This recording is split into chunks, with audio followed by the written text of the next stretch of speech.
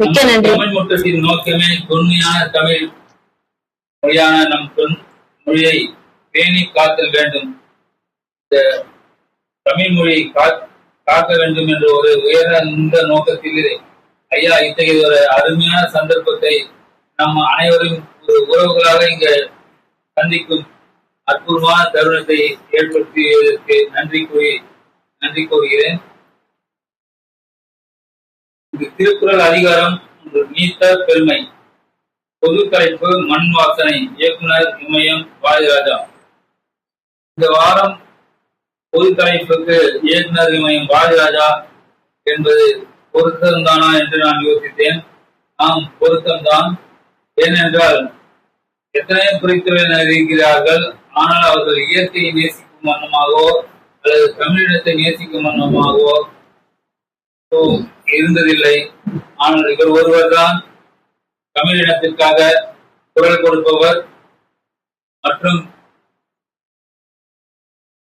இலங்கை தமிழர் போர் புரிந்த அந்த நேரத்தில் இவருக்கு தேசிய விருது தரும் பட்சத்தில் அந்த தேசிய விருதை நிராகரித்து இத்தகைய சூழலில் எனக்கு பாராட்டு வேண்டாம், விருது வேண்டாம் என்று நிராகரித்தவர் என்பதை நான் இன்று இத்தகைய சூழலில் தெரியப்படுத்துவது என்ற கடமையாகும்.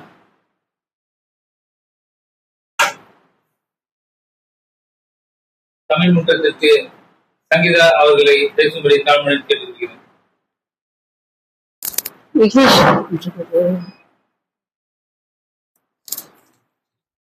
வணக்கம், அனைவருக்கும் வணக்கம். இன்று 350வது வார தமிழ் முற்ற நிகழ்ச்சி. அனைவருக்கும் முதலில் நாம் நன்றி தெரிவித்துக் கொள்கிறேன். ஏனென்றால் எனக்கு பாடும் வாய்ப்பு கொடுத்த ஐயா அவர்களுக்கு மிக்க நன்றியை தெரிவித்துக் கொள்கிறேன். இப்போது நான் தலைப்புக்கு வருகிறேன். இயக்குனர் இமயம் பாரதிராஜா அவர்கள் மண்வாசனை, அவர்தான் முதல் மண்வாசனையை அந்த படத்தின் மூலம் பல அறிமுகங்கள் செய்துள்ளார். குறிப்பாக ராதிகா அவர்கள் மற்றும் ராதிகா, ரேவதி, ராதா, பல கதாநாயகிகளை அவர் அறிமுகப்படுத்தியுள்ளார். ஆனா மண்வாசனை என்ற படம் ரேவதிக்கு பொருந்தும்.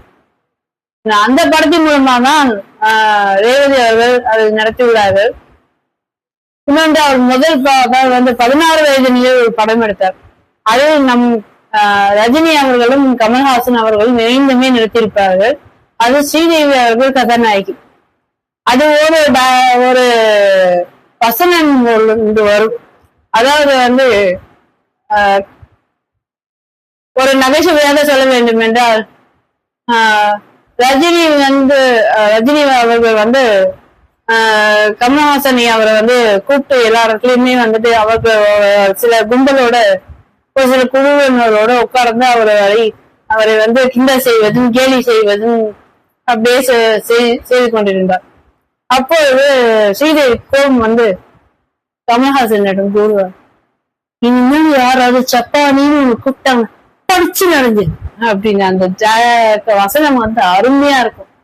அதே மாதிரி ராதிகா அவர்களோட அவங்க நடிச்ச அந்த கிழக்கே போகும் ரயில் ரொம்பவே அருமையா இருக்கும். அந்த பாட்டு நான் பல தடவை அதை பார்த்திருக்கேன்.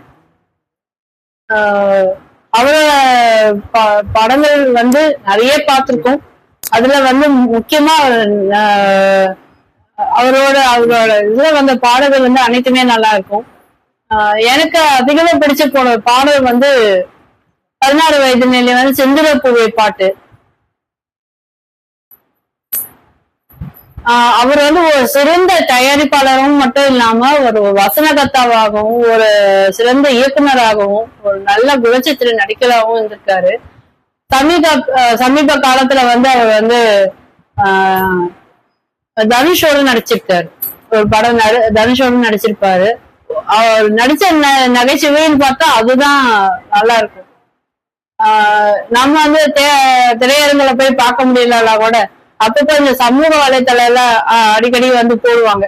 அப்ப அதுலதான் பார்த்து கொஞ்சம் நம்ம நகைச்சுவையா இருக்கிறது, நம்ம மனசுல எதனா நமக்கு ஒரு வருத்தம் இருந்தாலோ இல்ல கவலை இருந்தாலோ அதை பார்த்து நம்ம பல தடவை அந்த படத்தையே திருப்பி திருப்பி போட்டு பார்த்து சந்தோஷம் அடைஞ்சிருக்கலாம்.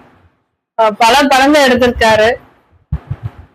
ஆஹ் அதுல வந்து அவர் எப்பவுமே ஒரு படம், அதாவது ஒரு வசனம் சொல்வாரு. வசனம் ஆரம்பத்துல ஒரு படம், என் இனிய தமிழ் மக்களே அப்படின்ற ஒரு இது ஆரம்பிப்பாரு. ரொம்ப அருமையாக ஒரு கர்ஜனையோட சொல்லுவார். அவரோட அந்த மாதிரி ஒரு குரல் வந்து எங்கேயுமே பார்த்தது கிடையாது.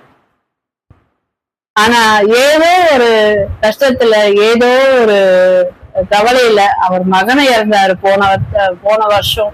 இந்த வருஷம் அவராவே அவரும் நம்ம விட்டு நீங்கி போயிட்டாரு, இறந்துட்டாரு. ஸோ நம்ம விட்டு உலகத்தை விட்டு போயிட்டாரு. இதுக்கப்புறம் அவரோட படங்கள் நமக்கு கிடைக்குமான்றதுன்னு கேட்டா கிடைக்காது. ஆனா அவர் பல இசையமைப்பாளர்கள நெருங்கிய இதுல வந்து பாத்தீங்கன்னா வைரமுத்து அவர்களோடவும் இவர் இளையராஜா அவர்களோடவும் தான் வந்து பயணிச்சிருக்காரு. அவர் என்ன கேட்கிறாரோ அதை அப்படியே வந்து அவர் வந்து மெட்டு போட்டு அது பண்ணிருக்காரு. அத அவர் எழுதி கொடுத்த அத்தனை பாடலுமே, அவர் இசையமைச்ச அத்தனை பாடல்களுமே வந்துட்டு அவருக்கு வந்து ஒரு என்ன சொல்றது, அது விருது வந்து மாநில அரசு மட்டும் இல்லாம மத்திய அரசு வந்து அவங்களுக்கு வந்து ஒரு விருதை வாங்கி கொடுத்திருக்கு. நிறைய விருது வாங்கியிருக்காரு. அதுல முக்கியமானது நிறைய படங்கள் இருக்கு. எனக்கு அதை கணக்கு எடுக்க முடியல. நன்றி, வணக்கம்.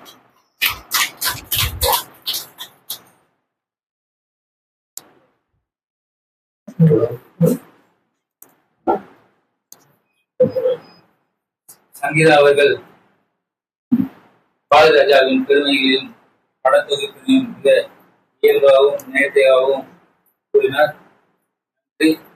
அடுத்ததாக கார்த்திகேயன் அவர்கள், புதுமொழி கார்த்திகேயன் அவர்கள் உரையாடுவார்.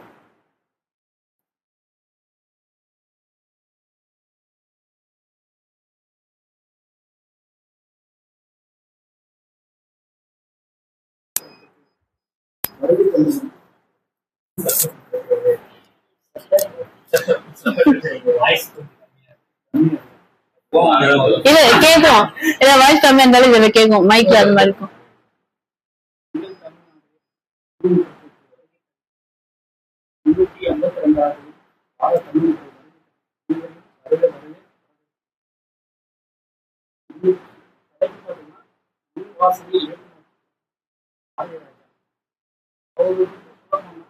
தமிழுக்கு நிறைய அர்ப்பணிச்சு இந்திய தமிழ் மக்களே அவர் எந்த மொழியில பேசினாலும் அதுதான் பேசுவார். அவருடைய இது பார்த்தோன்னா அவருடைய மத்திய அரசு பார்த்தோன்னா பத்மஸ்ரீ விருது ஒன்று கொடுத்துருக்கு. அது வந்து நம்ம ஈழத்துல இறந்தவங்க இறந்தப்ப இந்த விருதே எனக்கு வேணாம், விருதே வேணாம் எனக்கு, இந்த விருது இது நிறுத்திருந்தா நல்லா இருக்கு, விருதே வேணாம் தூக்கி கிராசிடுறேன் அப்படின்றதுக்கு அந்த அளவுக்கு கொடூரமா தமிழ் வீடு அவரோட அக்கறையும் செலுத்திருக்கிறாரு. நிறைய புதிய இயக்குனர், புதிய அறிமுகம் நிறைய பண்ணியிருக்காரு. அவரை பத்தி நான் அதிகமா படம் பார்க்கறது கிடையாது, அந்த திரைப்படம் நம்ம வந்து அதிகமா பார்க்கறது.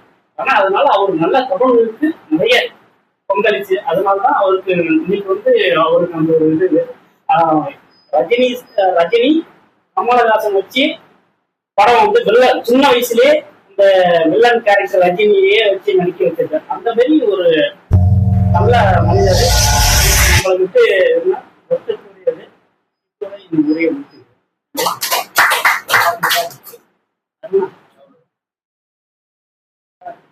புதுமொழி கார்த்திகேயன் அவர்கள் மிக சிறப்பாக சுருக்கமாகவும் நம்மிடம் பாரதிராஜா அவர்களை பற்றியும் அவருடைய தமிழ் ஆர்வம், தமிழ் இனத்தின் மேல் உள்ள பற்றுதல் பற்றியும் மிக சுருக்கமாகவும் தெளிவாகவும் நம்மிடம் பகிர்ந்துள்ளார். நன்றி.